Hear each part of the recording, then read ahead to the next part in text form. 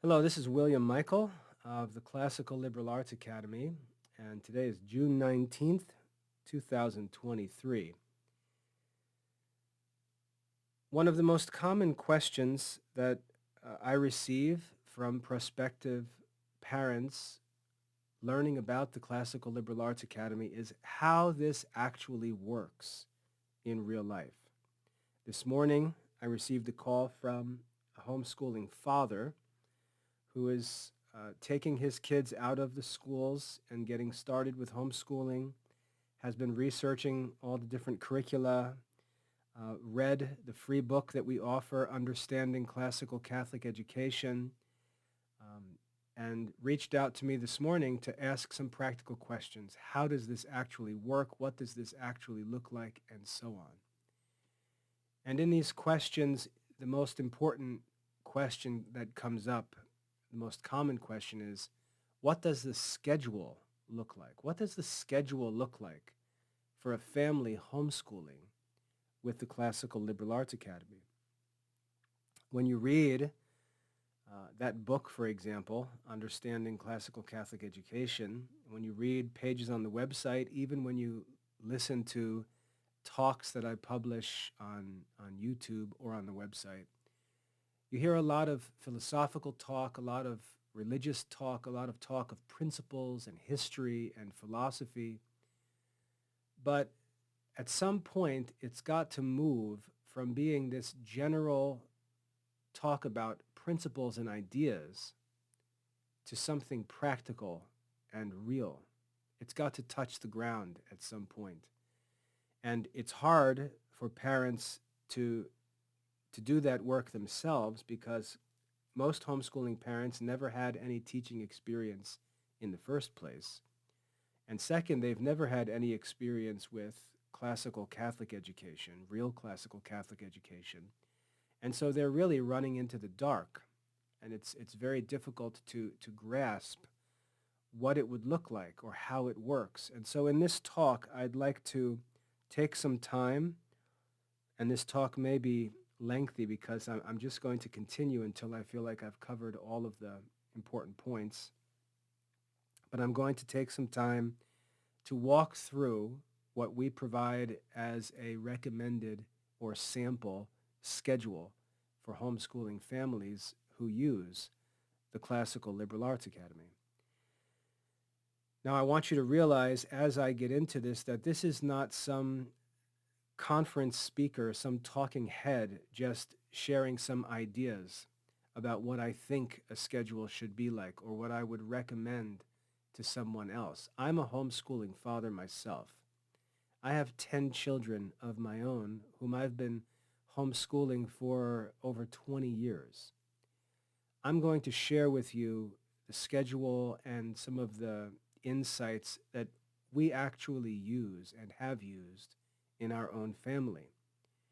And if you look at the academy and you wonder, but what about college preparation? What about career preparation?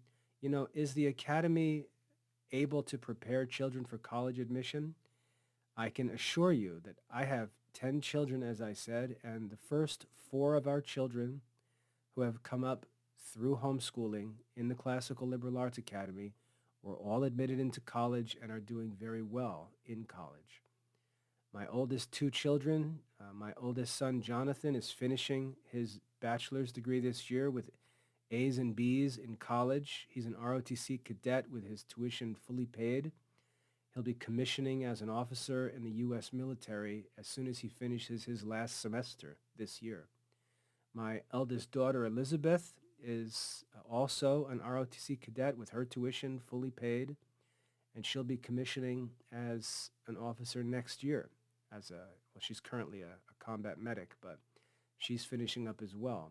And then my third child, David, who's a combat engineer in the military, in the reserves, he may also go the ROTC route, but he's a sophomore in college studying engineering. And then my daughter, Mary, our fourth child, was just admitted a week ago, so she's getting started also. So our first four children all were successfully received not only into the military, but into college, into the ROTC program.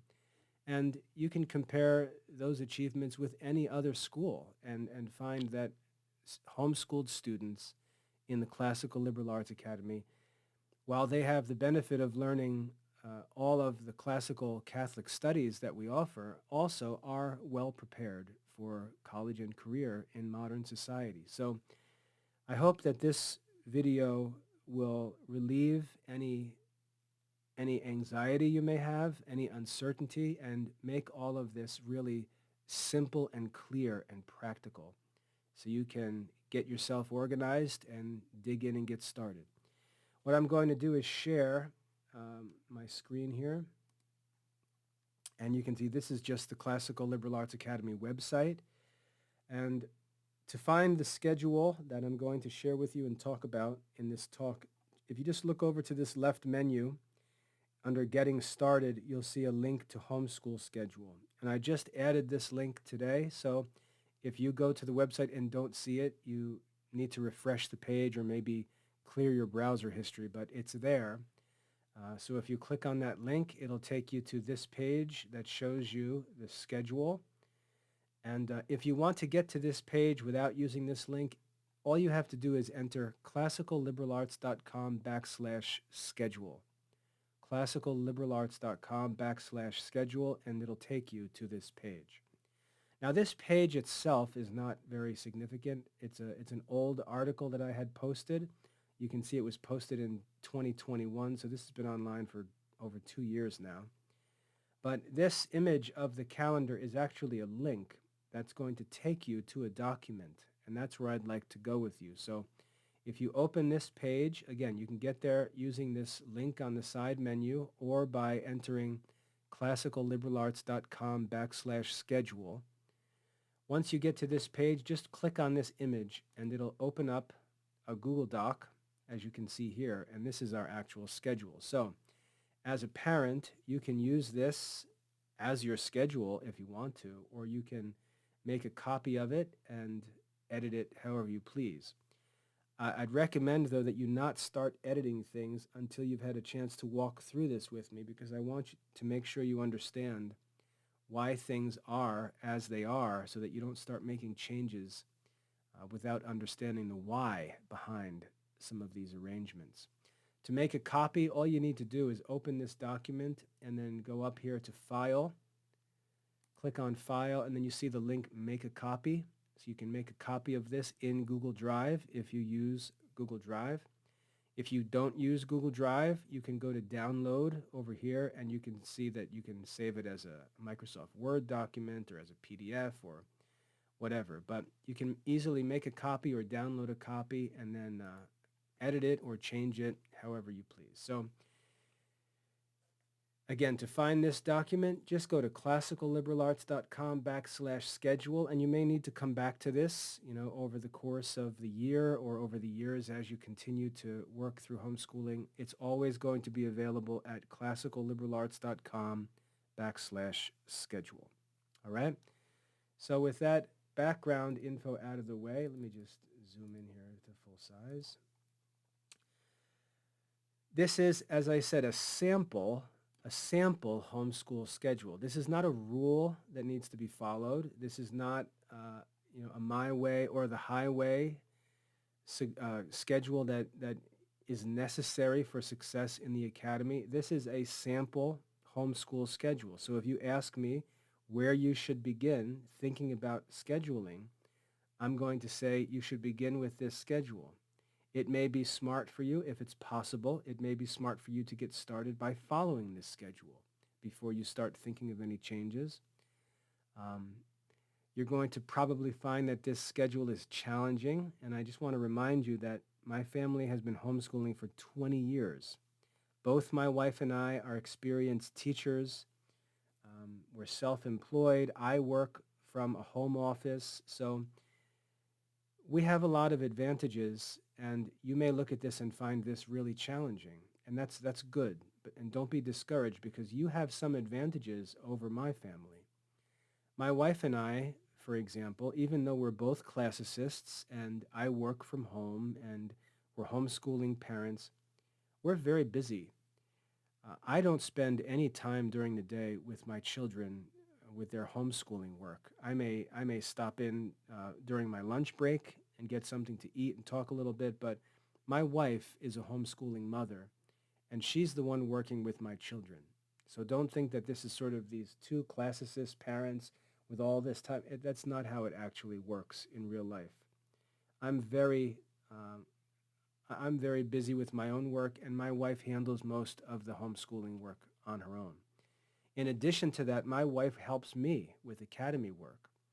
And so she doesn't even have all of the time of her day to work with our children. So while our children have an advantage in having two experts as their homeschooling parents, they also have some disadvantages because we're busy as parents, because we're running the academy and publishing and developing this whole curriculum that they use. Whereas you, as homeschooling parents, some of the parents that we work with, they have more time than we do to work with their children, and their children actually do better than our children do because um, of that advantage they have in just having parents that are free to work with them.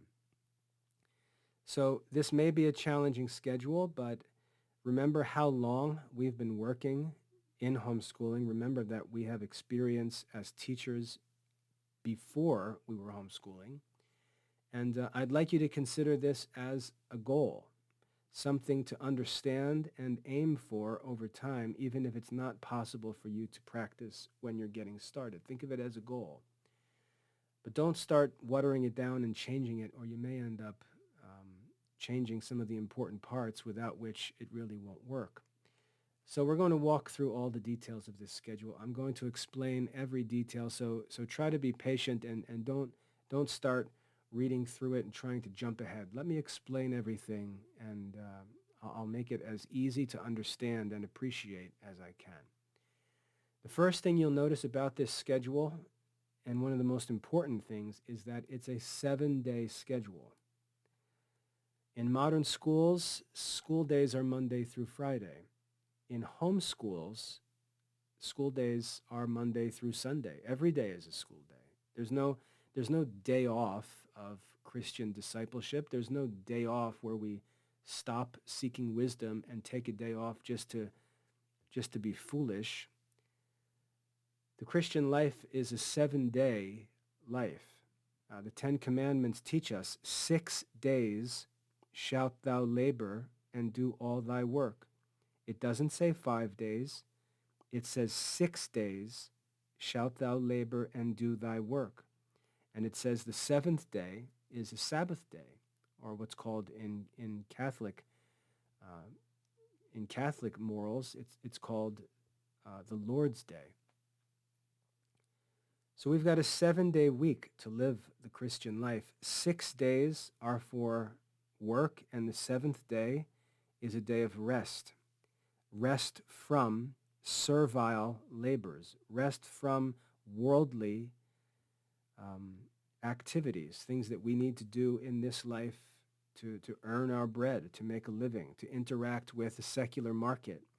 All of that stuff is allotted 6 days within God's commandments, and 1 day a week is consecrated as a holy day for worship and religious duties to be done.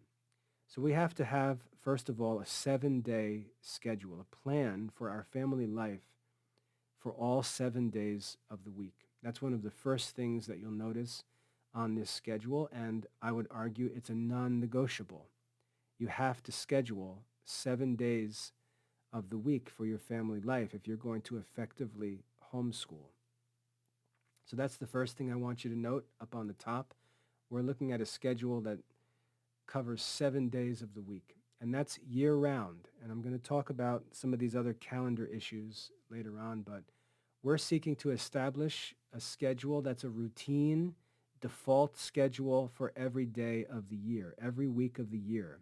This is our default schedule, and that's very important for the children, as I'll explain later. Down the left side of this calendar, you'll see the times, and they're just half-hour blocks, starting around 7 a.m. and going down to 10 p.m. Now, obviously, the times that our families get up and go to bed are different based upon how our household functions, but It's just a general layout, a sample schedule starting at 7 a.m. and ending at 10 p.m. Our family doesn't necessarily operate at these same hours. Our schedule shifted a little bit, but I doubt most people go to bed at 10 o'clock p.m., but we'll talk about that as we go through. So for now, just look at the 7 days laid out and half-hour blocks running down this left column to understand how this calendar is laid out. Now, the most important thing about this calendar, if I zoom out, I'm going to zoom back here. If you just look at the calendar from a distance, you can see that the weekly calendar, is divided into blocks that are marked by purple lines going across the page, across the weekly calendar. You can see that the day is divided into 1, 2, 3, 4, 5, 6 periods. So we're not dealing with a wide open calendar where we can just do anything at all different times of the day. The first thing we're doing is we're imposing an order on our daily schedule, on our time, imposing an order. And what it is that provides the rule for that order is prayer. Prayer is what establishes the order of our daily schedule. And this is something that the Catholic Church teaches, which many are not aware of, something that we teach and promote in the Classical Liberal Arts Academy. But the Catholic Church teaches that the liturgy of the Catholic faith is not limited to Mass, but extends to our entire lives. And this is called the Liturgy of the Hours, the consecration of our entire day, every day, all year, everything being ordered around God's Word and Catholic prayer. And if you look in this calendar, the most important thing this calendar shows is that the day is divided into periods around set hours of prayer. And I'm going to say this is the most important principle in this calendar, is ordering your life around the hours of prayer. This is what establishes order in your family life. This is what establishes Catholic routine and Catholic culture in your family life. This is what trains you and your children in the disciplines of the Catholic faith. And if anything is going to cultivate religious vocations, it's going to be introducing your children to the liturgical life that extends beyond the Mass into every part of every day. And again, if I was going to say the one non-negotiable in the daily routine is to order your day into parts, with prayer being the principle that orders those parts of the day. So you can see that laid out. And then also on this schedule, you see big red blocks. Those are going to be our study periods. Those are going to be the times of the days when we're focused on our academic work. And I'm going to go through all of this in detail, so don't worry about missing anything or trying to think ahead. Just follow me along. But the first principle is the division of the day into parts and allowing the day to be divided by the hours of prayer. You can see that from a bird's eye view of the calendar. All right? Now let's zoom back in and get into the details. All right. So the day is going to begin, and the day needs to begin with prayer. If you don't make a discipline of beginning the day with prayer, you're just going to be lost, especially as a parent, as a Catholic parent. You know, the church gives us prayers like the morning offering. Well, morning prayer is a morning offering. And if you practice and learn to pray the Liturgy of the Hours, as I hope you will, you'll see that the church provides us with prayers that are intended to get our day started by focusing us on God, because everything that we're going to do in this day is for God and is to be done through God and with God. So getting up, especially as a homeschool parent, and making the first thing you do when you get up in the morning is to say morning prayer, whether that's with your children or by yourself. It doesn't matter. Or maybe just husband and wife get up earlier before the kids are up and they pray morning prayer together. The day has to begin with prayer. That's priority number one with homeschool scheduling. It's got to begin focused on God. If you're not focused on God as a homeschooling parent, you are not going to last. Homeschooling is heroic work.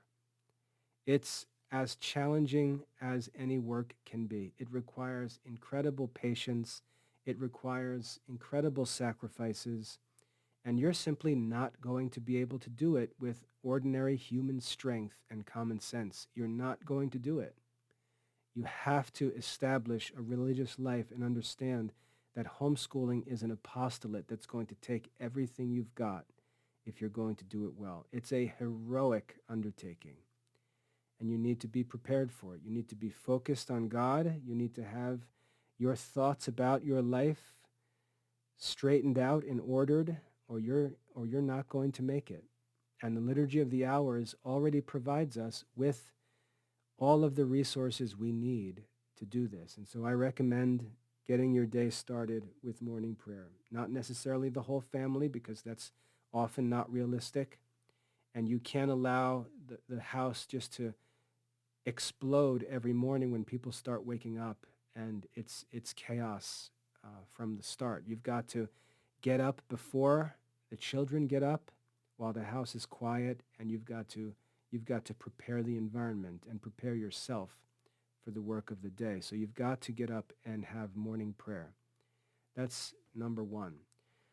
With morning prayer completed, you then have some time before the school day starts, and you've got all kinds of stuff to do during this time. And that's why you'll see from 7:30 to 9 o'clock, there's just an empty box for morning chores. And that's just whatever has to get done. Whatever has to get, may throw the laundry in, straighten up the house, help your husband off to work, get started in the office, answer some emails for your business. Whatever has to get done in the morning, have morning prayer first, and then use this window of time for morning chores just to get your day started, get things out of your head, get some tasks done that need to get done, straighten up the house, get things organized, and prepare for the work of the school day. Remember, a home school is a school. If you're homeschooling, you're running a school during the day, and you've got to be focused on that work and get started with everything in order. You can't live a chaotic life. I know there are some homeschool families that like to joke about how chaotic their homeschool is. Those families accomplish nothing. So don't be deceived by this cocky attitude that disorder in homeschooling is something funny and inevitable. It's not. Those are bad examples of homeschooling. You've got responsibilities to take care of. You've got all kinds of financial and business and household things to take care of. You've got to get that work done in the morning. Now, during this period, you may have kids waking up and coming downstairs or coming out of their room, so the house starts to get a little crazy. You're going to spend the bulk of your day with the children, so it's good just to have something for them to do when they wake up, to keep them busy for a little while, or to have them help with simple chores. But getting the household in order in the morning, getting things taken care of that need to be taken care of, is a good use of that time after saying morning prayer. And the goal is to try to get yourself ready with the house in order and things under control, so that by 9 o'clock or so you can shift into school mode and get started with daily studies.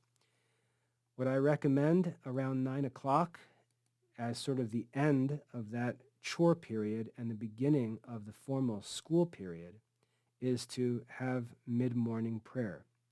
This is included in the Liturgy of the Hours as another hour of prayer, but it doesn't have to include that whole office of mid-morning prayer in the Liturgy of the Hours. It could be something simple like saying a few Catholic prayers with the children as you sit down and get started with your school day.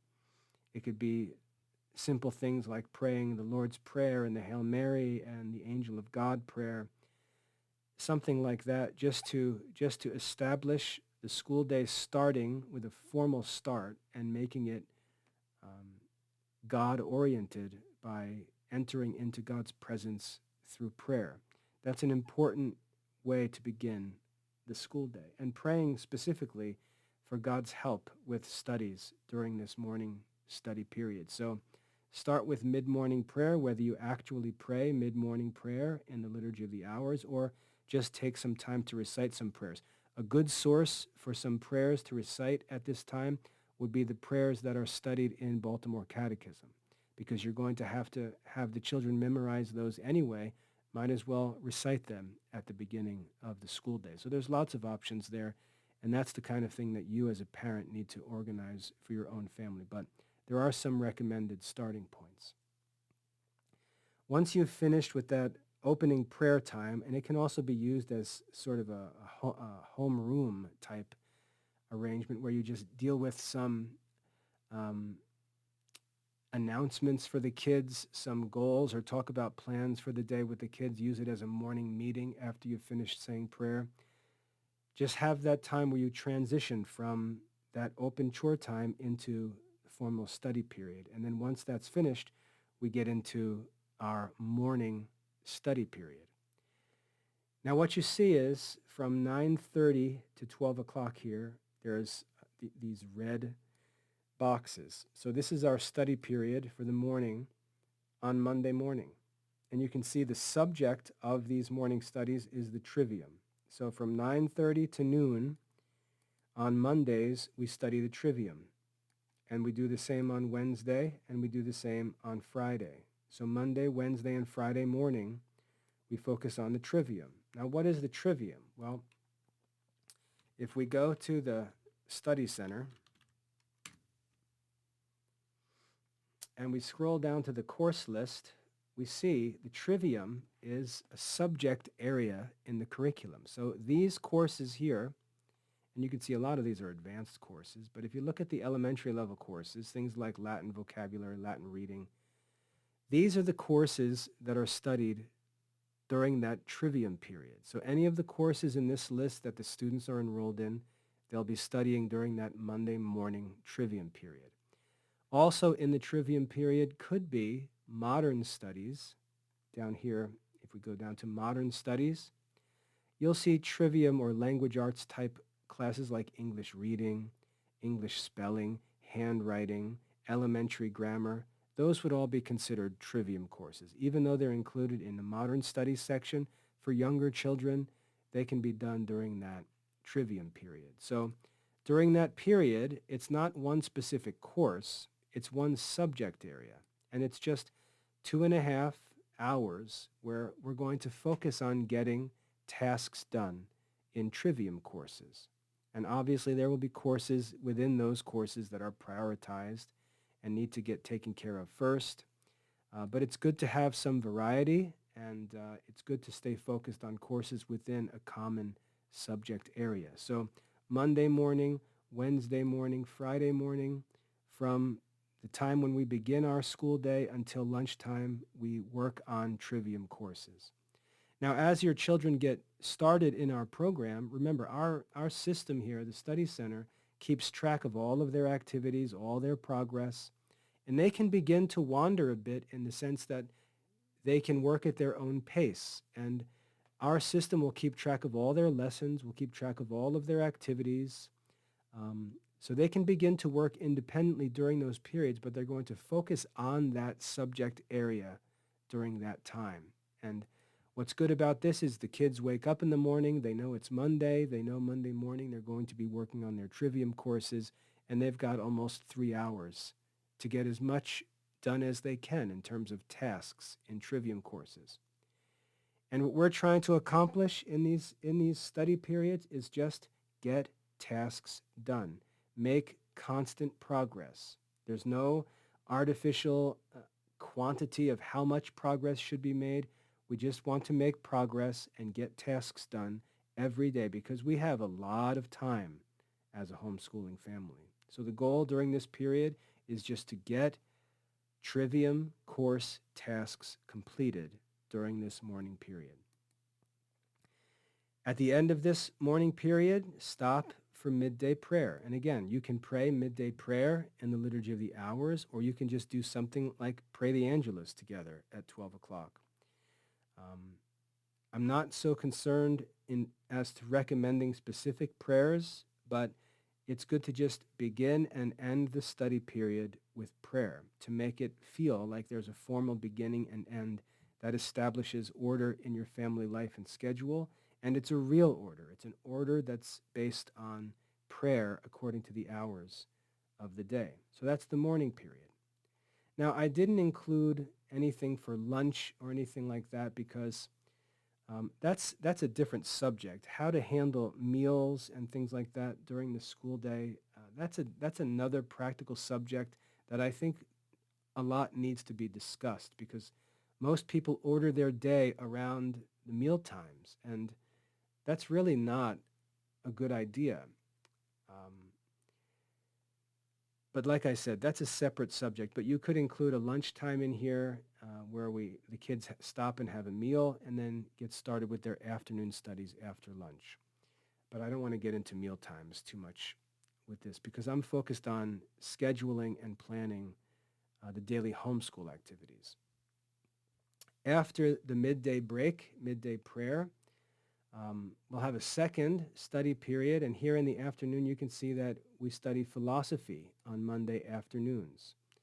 So we have the philosophy period. So Monday we study the trivium in the morning and philosophy in the afternoon. Now what in the world is philosophy? Well, for older students, if we scroll down here to the philosophy courses, for older students it's things like classical ethics and physics, metaphysics.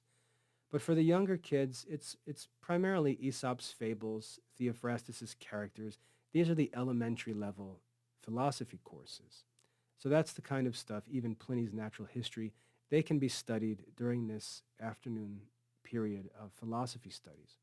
If you go down into the modern studies and humanities, you can find other things that could also be added as philosophy. For example, health and hygiene.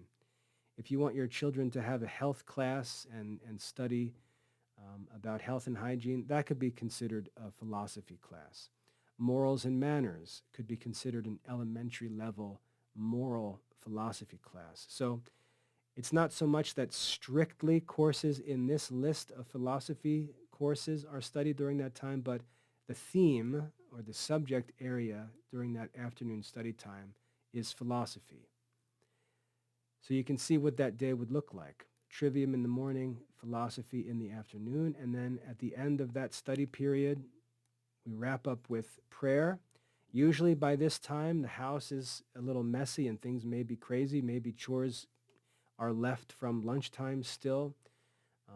So it's good to take some time when you wrap up in the afternoon and close the afternoon study period to have some chores prepared for all the kids and for yourself as parents and get those things taken care of so the chaos of the school day is brought under control, the house is straightened up, and you're ready to enter into the evening period of the day.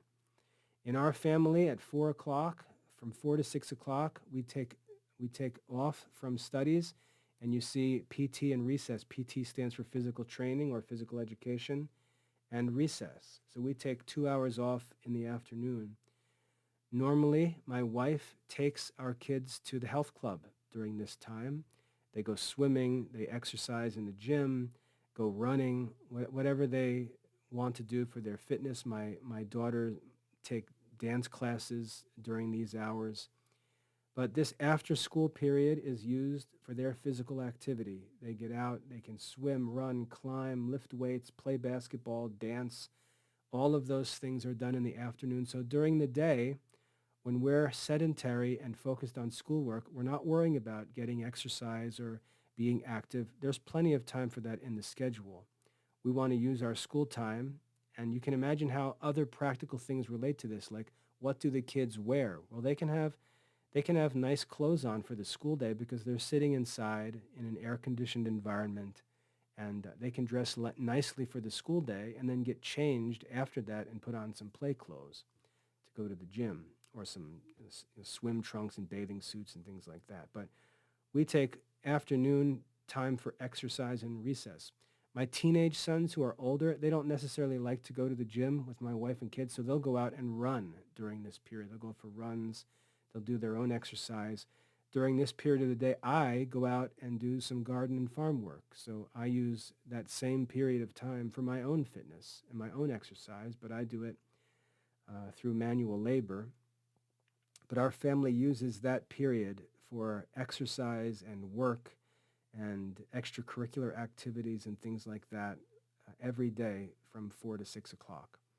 And the kids know that that's coming. Now, there are other reasons why this sort of an arrangement is important for discipline with children.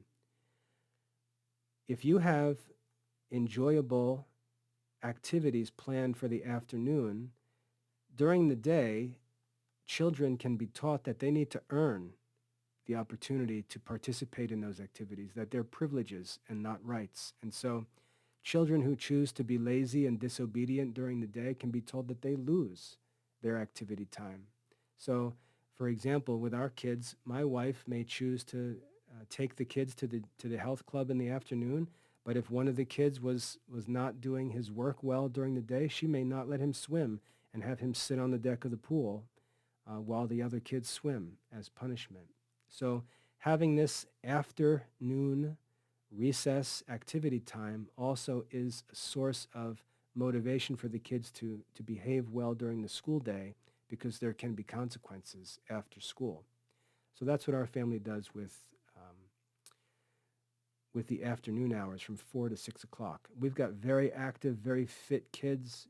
Most of my kids will end up in the military, and if you see any pictures of my kids, you can see that all of this talk that homeschool kids are wimpy, or it's how you homeschool that determines whether the kids are uncoordinated and socially awkward and wimpy, because for many homeschool families, that's true. They are socially awkward, wimpy, weak, sickly, and so on, because not enough attention is given to the need for real, structured physical exercise, and we have to provide for that.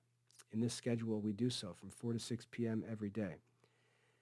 Now in the evening, things get a little tricky because we want to begin our evening with evening prayer, which is one of the most important hours of prayer of the day. So we want to have evening prayer, and we also need to have dinner.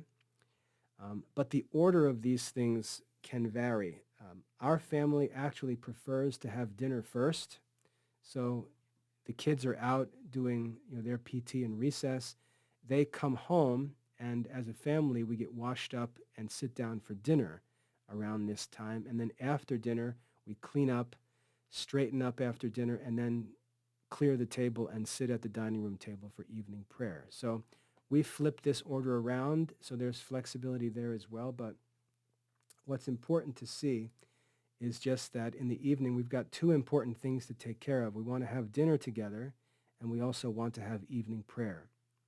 And you can see the time there is usually after business hours, when if dad's out working, he's coming home, he has time to get settled down.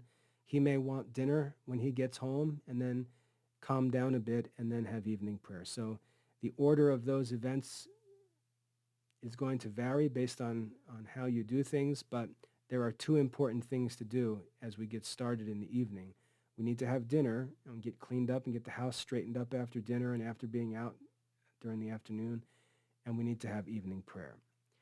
And so you've got also a block on here for chores, just to get the house squared away, straightened up, kitchen closed up for the night, and so on after dinner.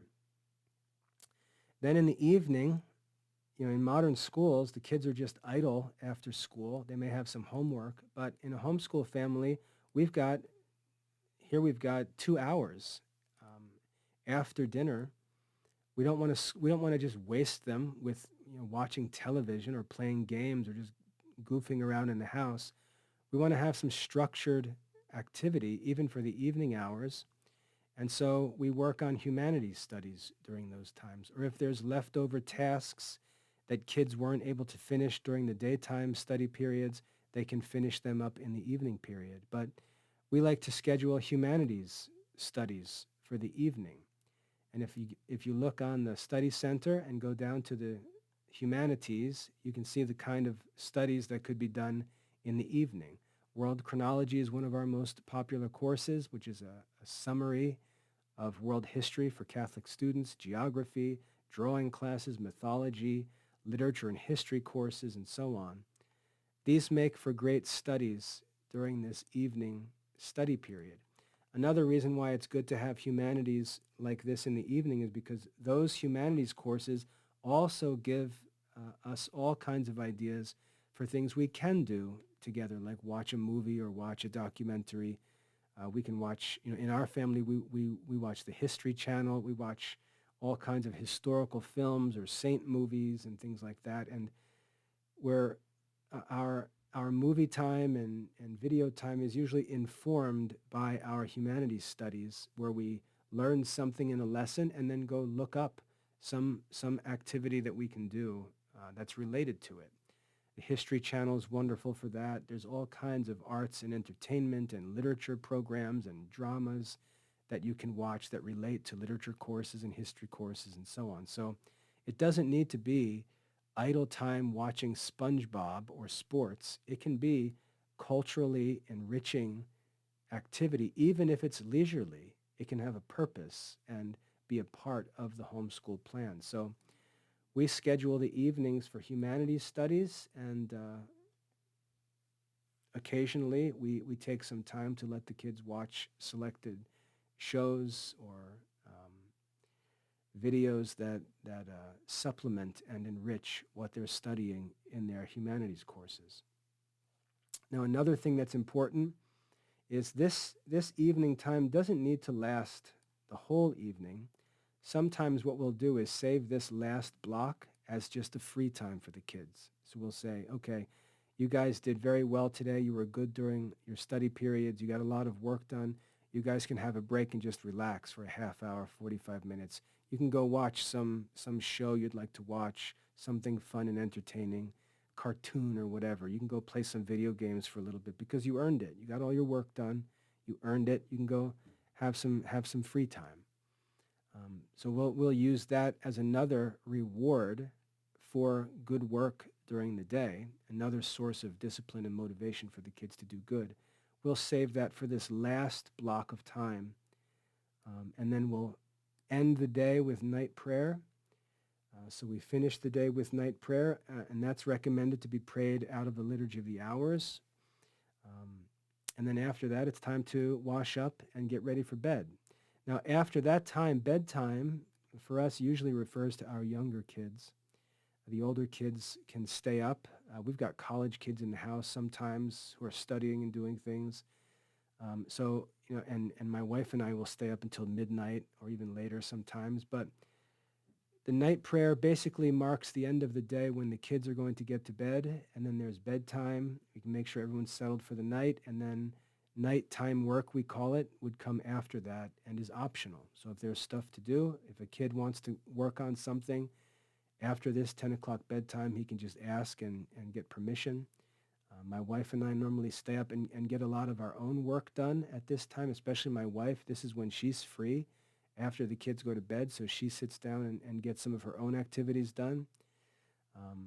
But the day ends for the kids with night prayer, and then they get to bed, and then we've got some adult time afterwards.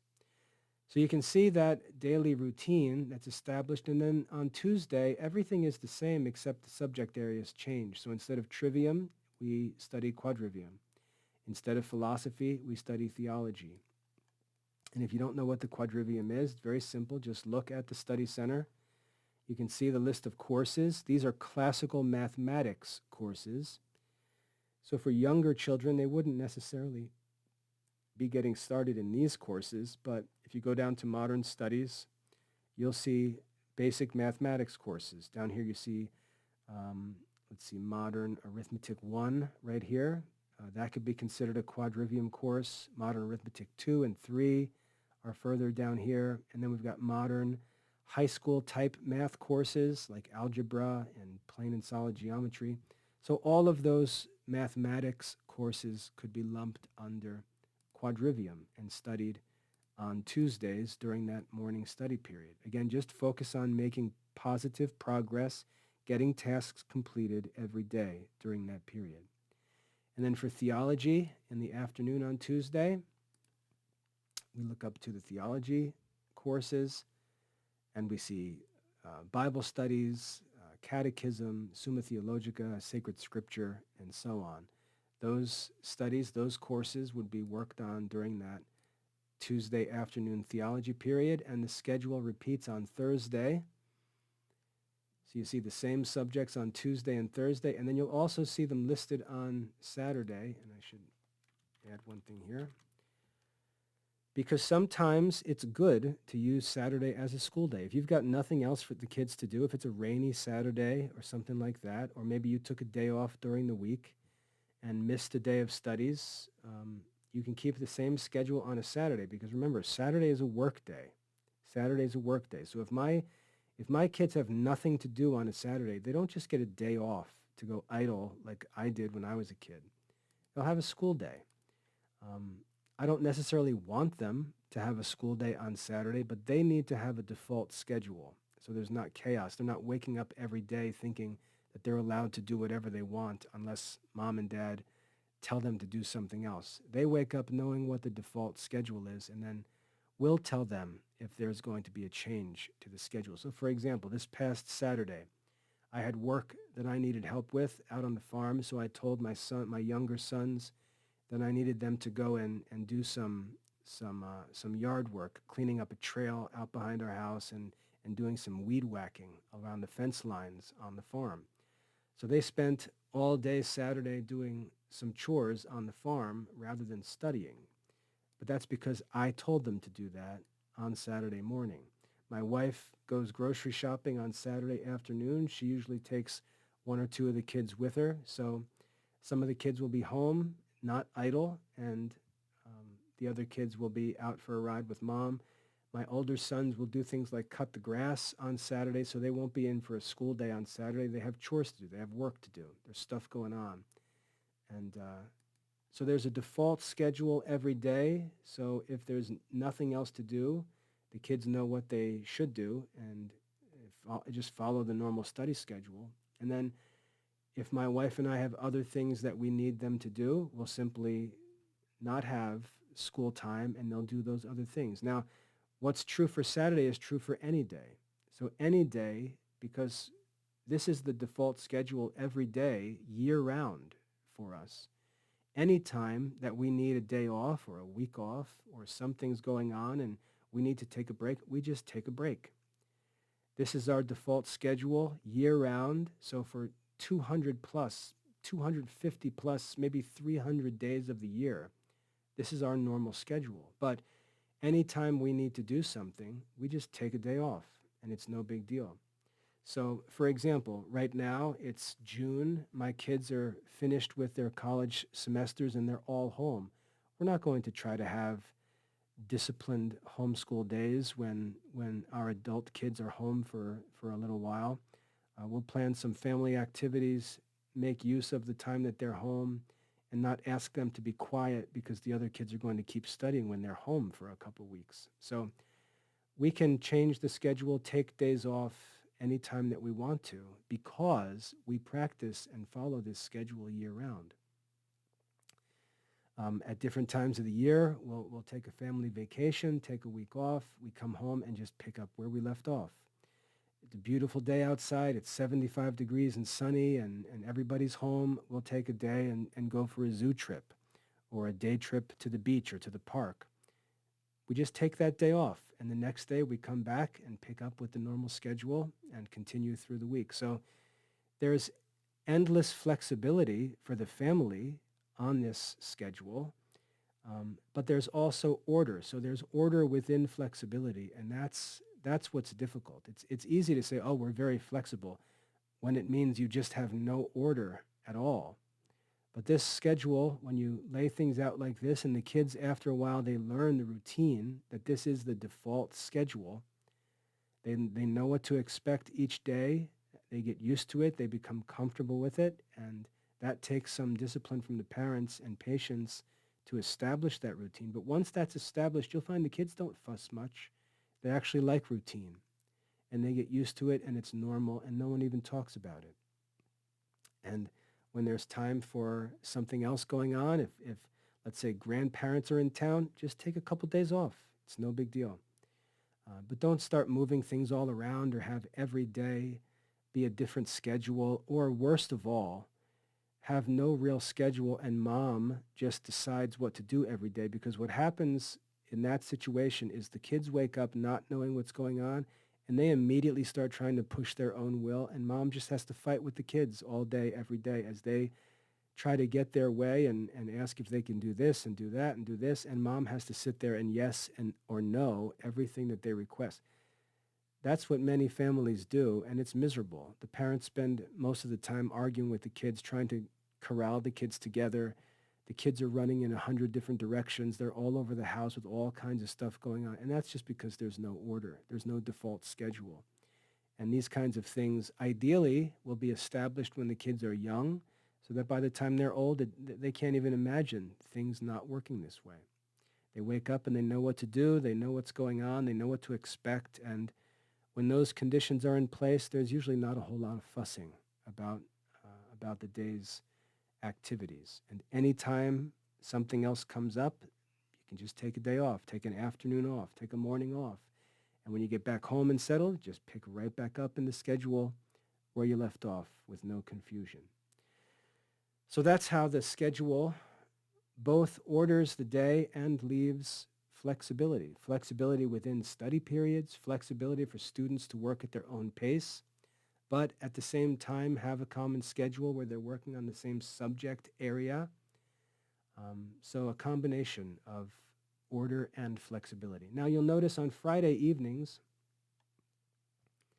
we have an open block here that we just call family night, and we just take off. We hang out, usually watch a movie, something like that, just relax together and enjoy some family time. You'll also notice that during the summer, it's still light out during these hours, so we can do something outside together, just hang out outside. But Friday nights, everyone knows, are family nights, and we usually just all hang out together on a Friday night. For us, with this family night beginning on Friday night, it's sort of the beginning of, uh, I should say, sorry, Saturday night. This is Saturday night. I'm sorry about that. Saturday night. So for us, this is the beginning of our Lord's Day celebration. We finish up for the week, and on Saturday night, we stop our work and we enjoy time together, make sure everyone's ready for church on Sunday morning, and just enjoy a relaxing time together as a family on a Saturday night. Then on Sunday morning, our whole focus on Sunday morning is really just getting to Mass. Ideally, we could wake up for morning prayer. Sometimes I do that, but sometimes I'm exhausted, to be frank, by Sunday morning, and I just take some extra time for sleep. I'll just sleep these hours and get up when it's time to start getting ready for Mass. But Sunday morning, our focus is really just on getting to Mass and enjoying time at church together. And then coming home from Mass, settling down. We usually have a snack after Mass, and then usually everybody's just free on Sunday afternoon to just relax, rest, take a nap. My wife likes to take a nap on Sunday afternoons. I usually like to go work in the garden a little bit or just go for a walk, sit at my desk and do some theology studies, things like that. My kids usually just get out and go play on Sunday afternoons. So Sunday is just outside of Mass. It's just a day off to rest and relax and have some nice family time together. We usually spend the days together. So that's the weekly routine. And then you see here on Sunday night, we're sort of getting ready to get back to school on Monday morning by using that evening time for what I have listed here as school prep. Normally my wife will tell the kids on Sunday evening to get set up for studies, and they'll just spend a little bit of time on Sunday night sort of getting themselves back into gear. They'll maybe work on some of their courses for a little while, review some of their studies, take some quizzes, just get themselves back into school mode, because we're going to hit the ground running on Monday morning. And my wife will also take that time to start getting her things ready for homeschooling on Monday morning. So that brings us through that whole schedule. And that's it. So it's a 7-day schedule. ordered around the hours of prayer that provides flexible but orderly blocks for subject areas of studies. Days can be taken off, interruptions can come at any time, and we simply get back on the schedule as soon as things settle down. There's always an order, there's always a routine, and this is where beautiful family culture begins because when there's routine, you can begin to invest a bit and make the routine beautiful. That's what family culture means. There has to be a routine, and then culture is the adornment or beautification of that routine. If there's no routine, you're just going to live a Walmart life, constantly buying junk because there's a million and one constantly changing activities and you need supplies at the last minute all the time and you're just buying junk all the time. The house is full of clutter. There's stuff all over the place and there's no culture at all. That's because there's no routine. When a routine is established and it's a good routine, not just some arbitrary routine that you come up with off the top of your head, but a real Catholic family routine that takes into consideration the sacraments and prayer and so on, you can then begin to beautify that routine. And that's what makes for beautiful family culture. Now, there's going to be all kinds of variations in this. For example, you may say, well, we like to go to daily mass in the morning. That's fine. Just put your daily mass time in here whenever it is. It might be, let's say, 8 o'clock, maybe daily mass. Just move these things around a little bit to keep as much of the schedule the same and just make slight adaptations to account for these different things. Maybe instead of having morning prayer, you just cancel that morning prayer time and have more daily mass in the morning. So those kinds of adjustments can be made easily. You may say, but we like to pray the rosary. Where do we pray the rosary? Well, you could say we pray the rosary at, in lieu of night prayer. We pray the rosary at night, or we pray the rosary every day at 3 o'clock because on Fridays you're supposed to pray um, the office of mercy, of divine mercy on Friday afternoon. So we pray the rosary every day at 3 o'clock. You can make adjustments and you can personalize this schedule without destroying the schedule. That's what I think is so special about it. There's lots of room for customization, but I just recommend you don't change too much because this is an effective schedule that works in real life. Like I said, we've followed this schedule and it's effective. Our kids are used to this. It's productive. It's sufficient time for studies. It's sufficient time for exercise and extracurricular activities. It's sufficient time for prayer every day. It's sufficient time for family leisure activities and so on. This is a good schedule, and I recommend that you consider following it as closely as you can. If you want to give your children a classical Catholic education at home, make necessary adaptations. If you'd like to chat about any of those adaptations and want to talk about what the implications might be of changing this or that, just let me know because I'll give you some input as to how doing this or getting rid of this might impact the schedule overall. But try to keep things as they are here because, like I said, this is a proven schedule from an experienced homeschooling family. But adapt it to suit your own family's needs. And I think you'll find that it provides you with the principles for ordering your family life and establishing a routine. But at the same time, it leaves plenty of room for flexibility to just deal with real life. Like I said, we're self-employed as a family. We don't have this nice orderly schedule every single day, but at the same time, we've always got this default schedule in the background that we can just get back to once the interruptions are over with. So it's flexibility with order. That's the key to a sustainable and productive homeschool schedule. So I've talked now for almost an hour. I hope that was helpful. I'm sure that this is going to raise other questions, and I'm happy to dig deeper into these practical questions. I've asked my wife to also begin posting some shorter talks, getting into the nitty-gritty details of these different activities, how she and the kids actually do these things more specifically in individual pieces.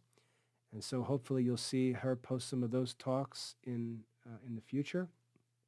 But if you've got more general questions about the whole thing, feel free to contact me because I take this serious because in the Classical Liberal Arts Academy, I'm not looking at putting a bunch of cute ideas on a website or speaking at a conference and getting a bunch of people all riled up while they sit in chairs. And then when it's time to put it into practice, there's no practical wisdom or actual strategy for how to actually achieve the objectives. I'm very serious about these practical things because I know that this is how stuff gets done. You've got to have practical plans. You've got to have real sustainable scheduling and activities. And you've got to have something that you can really dig your heels into and work to persevere in. And I know from experience that this schedule provides that real life flexibility with order. So I can assure you this works. And like I said, we've had 10 children homeschooling following this schedule, and our first four successfully finished all their studies and went on uh, to military career and college admission. So you shouldn't have any anxieties in terms of whether this can prepare the kids for the next step in life. Um, it certainly does, and it offers many, many benefits. The discipline of it, the order of it, not only benefits them while they're young, but when they become adults, it shows them how to order their day. And they already know how to manage flexible but orderly daily schedule. So I hope that's helpful. Let me know if you have any questions. Feel free to share this with friends. This is available for everyone. And like I said, if you're interested in studying in the Classical Liberal Arts Academy, this schedule or a slight adaptation of it will help you to get it done in real life. God bless.